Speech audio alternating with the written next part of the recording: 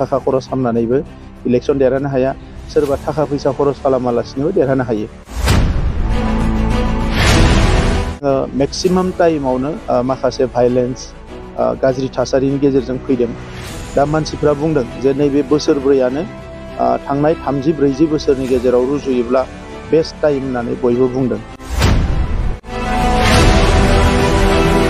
Politically power मोननाय मोनैया बे गिदिर बाथ्रा नङा, खिन्थु रायजोखौ सिबिनाय, रायजो राजाफोरखौ जौगाहोनाय, रायजो राजाफोरनि जेंनाखौ सुस्रांनाय आरो बिनि थाखायनो जों सोमावसारदों, बिनि थाखायनो जिउ होदों, बिनि थाखायनो थै होदों आरो दिनै थै आरो जिउ होनायनि बिनिमयाव BSc, BTC आरो BTR मोनबाय।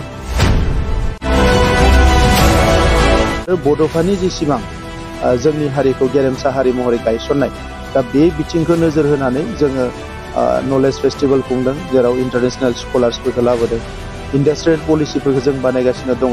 मोनफ्रोमबो खामानिखौ जोंनि हारिखौ जौगाहोनो थाखाय जोङो थांखि लादों। रावबो बुंनो हानाय नङा, रायजो राजायासो बुंगोन। डेम'क्रेसियाव रायजो राजानि आखायावनो गोहोआ थायो। सोरबा माने बबेबा समस्थियाव कौटि थाखा खरस खालामनानैबो इलेक्सन देरहानो हाया, सोरबा थाखा फैसा खरस खालामालासिनोबो देरहानो हायो।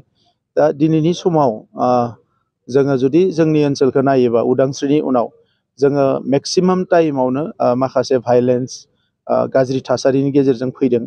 दा मानसिफ्रा बुंदों जे नैबे बोसोरब्रैयानो थांनाय 30-40 बोसोरनि गेजेराव रुजुयोब्ला बेस्ट टाइम होननानै बयबो बुंदों। दा नंखायनो आंनि साननाया जाबाय मा, जे पलिटिकेलि पावार मोननाय मोनैया बे गिदिर बाथ्रा नङा, खिन्थु रायजोखौ सिबिनाय, रायजो राजाफोरखौ जौगाहोनाय, रायजो राजाफोरनि जेंनाखौ सुस्रांनाय आरो बिनि थाखायनो जों सोमावसारदों, बिनि थाखायनो जिउ होदों, बिनि थाखायनो थै होदों आरो दिनै थै आरो जिउ होनायनि बिनिमयाव BSc, BTC आरो BTR मोनबाय। दा बेखौ मोजाङै बाहायनानै, बिनि गोहोखौ मोजाङै बाहायनानै जि जोंनि गांनाय उखैनायमोन, जोंहा इनफ्रास्ट्राक्चार नांगौ, समाजखान्थिया मोजां जानांगौ, सोलोंथायाव जौगानांगौ, रांखान्थियाव जौगानांगौ, जोंनि राव थुनलाइ हारिमुवा गासैबो प्रटेक्टेड जानांगौ।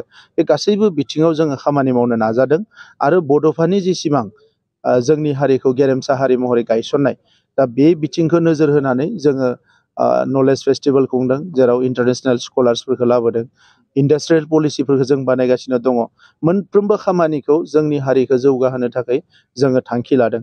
सोलोंथाइखौ फैबाय थानाय 50 बोसोराव जोंनि सोलोंथाइया जथेस्थ' गोजौआव थांगोन, बेखौ नोजोर बोनानै जोङो मोनसे new generation teacher training centre बानायनो नागिरदों।